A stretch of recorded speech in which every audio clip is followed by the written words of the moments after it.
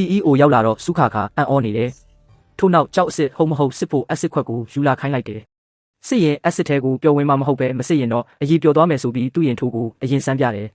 ပျော်ဝင်သွားတာတွေးလိုက်ရတော့အားလုံးကသူ့ရဲ့စမ်းသပ်မှုကိုလက်ခံကြတယ်ရန်ချင်းချင်းရဲ့ကြောက်ကိုအရင်စမ်းသပ်ဖို့ပြောတော့ရန်ချင်းချင်းကညင်းတယ်ခေါင်းဆောင်ကစုခါခါတို့လင်မယားနှစ်ယောက်ကိုအဆက်ခွဲဖို့အတွက်စမ်းသပ်ပြလိုက်ပါမြောက်ပေးတယ်ရန်ချင်းချင်းကတော့သူမရဲ့ကြောက်ကြောင်းကိုသူမသိတာမလို့စုခါခါကိုပဲရန်လုပ်နေတယ်ပြီးတော့စုခါခါရဲ့ပရက်ကိုအတင်းဆွဲဖြုတ်လိုက်တော့ကြောက်ကအက်စစ်ထဲကိုအော်တိုကျသွားတယ်အက်စစ်ထဲမှာပျော်ဝင်မသွားတဲ့အပြင်အလင်းတွေပါဖျားထွက်နေတာကြောင့်အားလုံးအံ့ဩနေတယ်စုခါခါကတော့ဒီလိုကြောက်မျိုးကသူ့အမေစီမှာဘလို့လှုပ်ရှိနေတာလဲဆိုပြီးတန်တရားဝင်နေတယ်ရန်ချင်းချင်းကတော့မကျေနပ်သေးပဲစုခါခါတို့လင်မယားရဲ့ရုပ်မာတဲ့မျက်လဲပြကွက်လို့ပြောနေတယ်အဲ့ဒီအချိန် CEO ကမင်းရဲ့မိဘတွေကစင်ကြေဖုံးရက်ကွက်ကကုံစိမ့်ကုံတယ်တွေဆိုတာကိုလိမ်ပြီးဘာလို့ကြောက်ကုံတယ်လို့ပြောတာလဲလို့မေးလိုက်တော့ရန်ချင်းချင်းမျက်နှာပြတ်သွားတယ်ဒါပေမဲ့သူမကတော့လက်မလျှော့ပဲစုခါခါတို့လင်မယားကိုဗရက်အတူလုံးမှုနဲ့ရဲစခန်းကိုအပ်ဖို့ပြောနေတယ်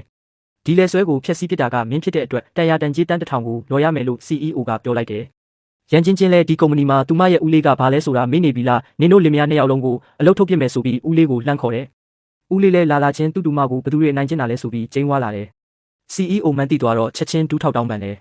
ဒီမြင်ကွင်းကိုစုခါခါမြင်သွားတော့တန်တရားဝင်လာတယ်ဒါကို CEO သိသွားတော့ဦးလေးနားကပ်ပြီးသူ့ကိုသူဒရိုင်ဘာလို့ပြောတော့ချက်ချင်းသဘောပေါက်သွားတယ်ဒီလိုဒရိုင်ဘာလင်မယားကိုဘာလို့ဒူးထောက်နေတာလဲဆိုပြီးရန်ချင်းချင်းကဆိုတော့ဦးလေးကသူမကိုရိုက်လိုက်တယ်ပြီးတော့စကားပြောဆိုဆင်ခြင်ဖို့ပြောတယ်ရန်ချင်းချင်းစီကအယော်တောင်းမှု CEO ကပြောတော့ဦးလေးရဲ့အာကိုနဲ့သူမကမထီမဲ့ပြင်ပြူတယ်သူမနောက်ကခေါင်းဆောင်ကပါရန်ချင်းချင်းရဲ့ဦးလေးဘလောက်အာနာရှိကြောင်ကြွားပြီးစုခါခါတို့လင်မယားအစင်းနဲ့လာမယူနဲ့လို့ပြောတယ်ဒီစကားကိုဦးလေးကြတော့ထပ်ပြီးအမားတွေမပြောမိစေဘူးသူတို့နှစ်ယောက်ကိုပါထက်ရိုက်တယ်ပြီးတော့တထေးရဲ့ဗန်ထဲကိုရော်ချင်းငွေတန်းတစ်ထောင်လွှဲပေးဖို့ရန်ချင်းချင်းကိုပြောတယ်ဒါအပြင်သူမတို့၃ယောက်စလုံးကိုအလုတ်ထုတ်ပစ်ဖို့ဦးလေးကိုအမိန့်ပေးတယ်အခြေအနေအားလုံးကိုမြင်တော့စုခါခါထပ်ပြီးတန်တရားဝင်သွားတယ်ပွဲအပြင်ဘက်ရောက်တော့ဒရိုက်ဘာကိုဘာလို့ကြောက်နေတာလဲလို့ဦးလေးကိုမကြည်မနှက်မေးတယ်မင်းပြောတဲ့ဒရိုက်ဘာကဒီကုမ္ပဏီရဲ့ CEO ဖြစ်တဲ့အပြင်တရုတ်ပြည်ရဲ့အချမ်းသာဆုံးသူလို့ပြောလိုက်တော့သူမအံ့ဩသွားတယ်ပြီးတော့စုခါခါကိုပျက်စီးအောင်လုပ်ချင်တဲ့စိတ်ကပိုဖြစ်လာတယ်